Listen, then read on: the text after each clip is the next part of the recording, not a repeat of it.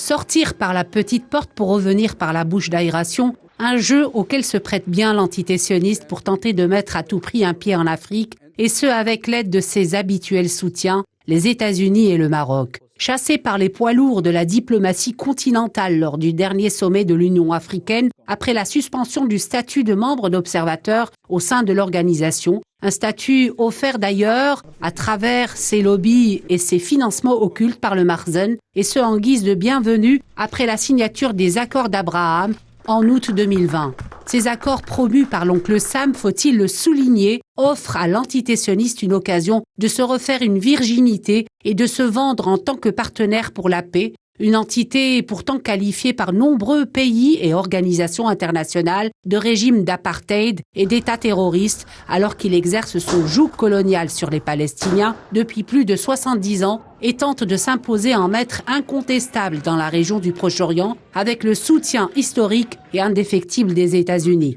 La participation de l'entité sioniste pour la première fois au plus grand exercice militaire dans le continent africain, annoncé par l'Africom, aurait pu passer comme une lettre à la poste, si ce n'est le contexte régional actuel, celui de la reprise de la lutte armée par le peuple sahraoui après la violation du cessez-le-feu par le Maroc en novembre 2020, mais aussi la belliqueuse politique menée par le Marzen à l'encontre de son voisin l'Algérie et qui d'ailleurs a engendré la rupture par Alger en août dernier des relations diplomatiques avec Rabat. Quoi qu'il en soit, cette nouvelle manœuvre d'imposer aux frontières algériennes l'entité sioniste ne fera que confirmer les rôles expansionnistes du Marzen et de Tel Aviv, tant décriés et dénoncés par Alger.